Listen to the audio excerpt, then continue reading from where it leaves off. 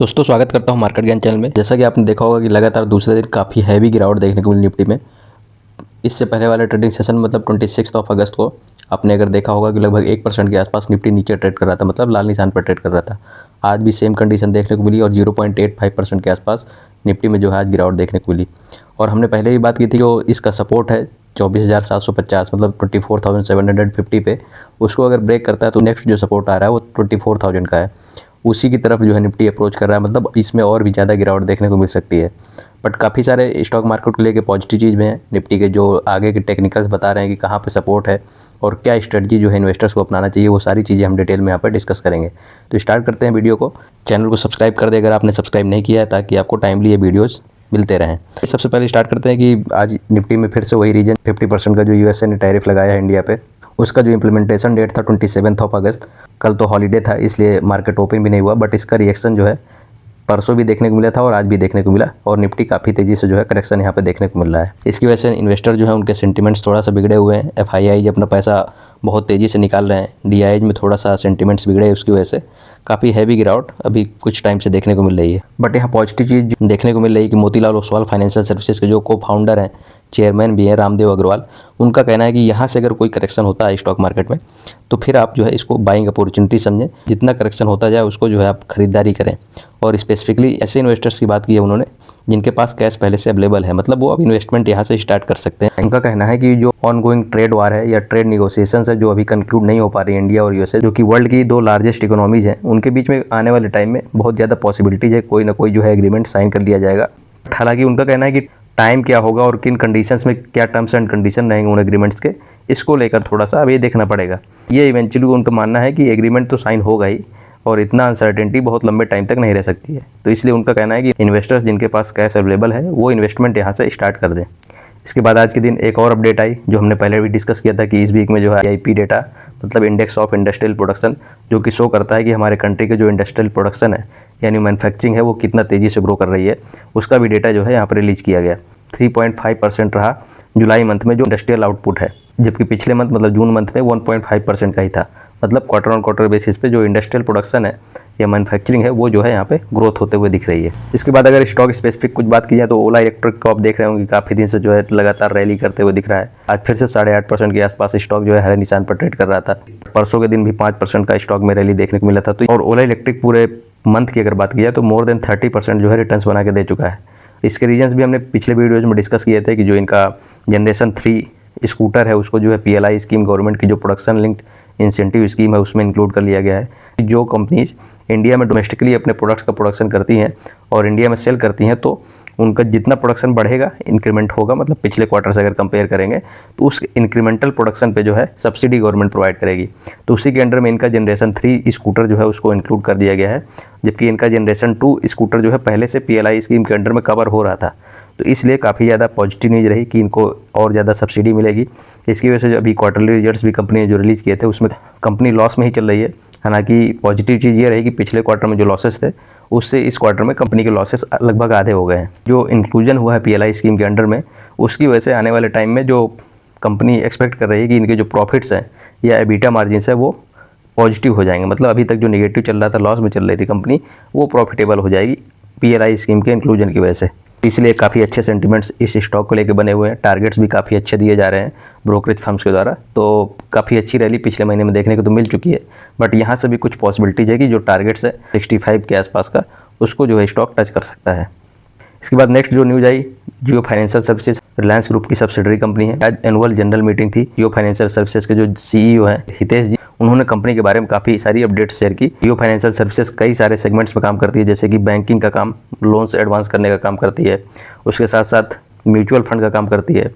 जैसे आपने रिसेंटली ही सुना होगा कि इनका जो जियो और black rock mutual fund initiate हुआ था, जो इन्होंने 2 ऑफरिंग्स की थी म्यूचुअल फंड्स के लिए, काफ़ी ज़्यादा लोगों का इंटरेस्ट दिखा था और 17-18 हज़ार करोड़ के आसपास का इन्वेस्टमेंट जो है इनके पास 2-3 दिनों में ही आ गया था।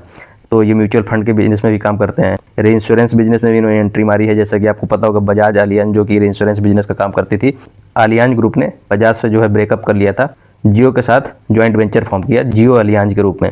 तो ये जो है री इंश्योरेंस बिजनेस में भी काम करने वाले। तो बहुत सारे हॉरिजॉन्स में जहाँ जहाँ कंपनी काम कर रही है तो उन सब के बारे में बहुत सारी अपडेट शेयर की। सबसे पहली अपडेट इन्होंने यही शेयर की कि नॉन बैंकिंग फाइनेंशियल कॉर्पोरेशन इस सेक्टर में जो जियो फाइनेंशियल सर्विसेज काम कर रही है उसमें जो इनका लोन बुक है वो काफ़ी ज़्यादा तेज़ी से इंक्रीज हुआ है प्रेजेंट क्वार्टर 2026 में, जबकि पिछले साल सेम क्वार्टर में केवल 217 करोड़ इनका लोन बुक था। बट इस क्वार्टर में अगर देखेंगे मतलब 2025 के फर्स्ट क्वार्टर में तो 11,665 करोड़ का लोन बुक हो गया है। मतलब कई गुना जो है लोन बुक इनका एक साल में इंक्रीज हो गया है। जो NBFC बिजनेस है इनका उसके लिए काफ़ी अच्छा पॉजिटिव न्यूज रहा।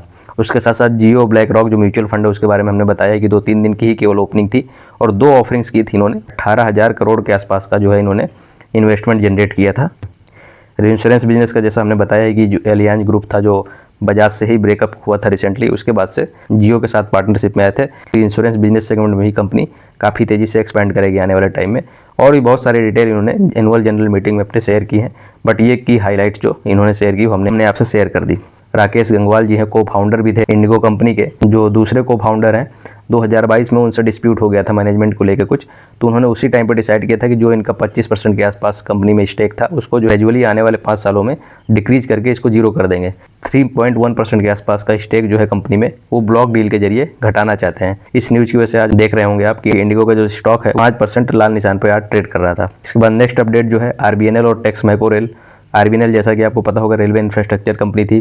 टेक्स मैको रेल जो है वैगन्स वगैरह की मैन्युफैक्चरिंग करती है, जो भी मेट्रो के लिए वैगन्स की रिक्वायरमेंट होती है, लोकोमोटिव्स की रिक्वायरमेंट होती है, बोगी होती है जो रेलवे की, उन सब की मैन्युफैक्चरिंग करती थी। तो इन्हें एक जॉइंट वेंचर फॉर्म किया है जिसमें 51% की शेयर होल्डिंग RBNL की रहेगी और टेक्स मैको रेल की 49% की। जॉइंट वेंचर जो होगा दोनों जो है बिजनेस परफॉर्म करने वाले हैं, मतलब इंफ्रास्ट्रक्चर भी काम करेंगे और जो वैगन्स है या लोकोमोटिव्स का मैन्युफैक्चरिंग है वो भी करेंगे। और इसकी वजह से ये जो ग्लोबल कॉम्पिटिटिवनेस है या एक्सपोर्ट बिजनेस एक्सपेंड करने वाले हैं। और जॉइंट वेंचर के अंडर में क्या क्या मैन्युफैक्चरिंग करेंगे, freight and passenger rolling stocks मतलब जो वैगन्स होते हैं या लोकोमोटिव्स होते हैं उन सबको जो है कंपनी मैन्युफैक्चर करेगी। कोचेस को बनाएगी, ट्रेन सेट्स, मेट्रो कोचेस ये सब बनाएगी। और इसके साथ साथ जैसा कि हमने बताया कि दोनों का जो जॉइंट वेंचर है वो दोनों बिजनेस जो अलग अलग कंपनी काम करती थी उन दोनों बिजनेसेस को इंक्लूड किया जाएगा इस जॉइंट वेंचर में। तो इंजीनियरिंग, प्रोक्योरमेंट और कंस्ट्रक्शन का भी कंपनी काम करेगी। जो RBNL का मेन बिजनेस था, ग्लोबल जो टेंडर्स होंगे उनमें ये जॉइंट वेंचर जो है काफ़ी ज़्यादा एक्टिवली पार्टिसिपेट करेगा ताकि इनका एक्सपेंशन बहुत तेज़ी से हो सके और ग्लोबल प्रेजेंस जो है वो अपना शो कर पाएँ। तो RBNL और टेक्स मैको रेल दोनों के लिए काफ़ी पॉजिटिव न्यूज़ रही है। इसके बाद 50% का टैरिफ जो इंडिया में कल इम्पोज कर दिया गया, उसकी वजह से जो कंपनीज और जो सेक्टर्स इंपैक्टेड होंगे उनके बारे में बात करें। स्टार्टिंग में वीडियो में डिस्कस किया था कि मोतीलाल ओसवाल के जो चेयरमैन हैं उनका मानना है कि बहुत जल्द जो है एग्रीमेंट साइन कर लिया जाएगा। ऐसे सेक्टर्स जो USA में बहुत ज़्यादा एक्सपोर्ट करते थे उनमें बहुत सारा करेक्शन देखने को मिल रहा है, बट आने वाले टाइम में जब एग्रीमेंट साइन हो जाएगा तो इनमें बहुत तेज़ी से रिकवरी भी देखने को मिलेगी। तो इसलिए जिन स्टॉक्स में बहुत सारा करेक्शन देखने को मिल रहा है जो ज़्यादा इंपैक्टेड हुए हैं तो उसमें इन्वेस्टमेंट का टाइम है, क्योंकि उनमें करेक्शन होगा तो ग्रेजुअली आप जो है इन्वेस्टमेंट इंक्रीज करें। सेक्टर्स जो है इस टैरिफ की वजह से इंपैक्ट होंगे, जैसे कि आप टेक्सटाइल सेक्टर में ले लें, बहुत सारे स्टॉक्स हैं, अरविंद फैशन, वर्धमान, बेलस्पन, रेमंड्स, ये सब काफ़ी तेज़ी से करेक्शन होगा इनमें, क्योंकि टेक्सटाइल जो एक्सपोर्ट था इंडिया का USA में वो काफ़ी ज़्यादा था। बट अभी जो 50% का टैरिफ इम्पोज किया गया है उसकी वजह से इनमें करेक्शन देखने को मिल सकता है। बट करेक्शन से आपको घबराना नहीं है, इन्वेस्टमेंट अपॉर्चुनिटी आप समझिए। इन स्टॉक्स में जितना तेज़ी से गिरावट देखने को मिलेगी उतनी ही तेज़ी से रिकवरी भी आपको देखने को मिलेगी। तो इन स्टॉक्स में जब करेक्शन हो रहा है तो ज़रूर इन्वेस्ट करें। जैसे कि सी फूड बिजनेस जो है इसमें भी काफ़ी ज़्यादा इंडिया एक्सपोर्ट करता था USA में, तो इससे रिलेटेड जो कंपनीज है जैसे कि अवंती फीड्स हुआ, BMR ग्रुप हुआ, इनमें भी करेक्शन देखने को मिले अगर तो उसमें इन्वेस्टमेंट करें।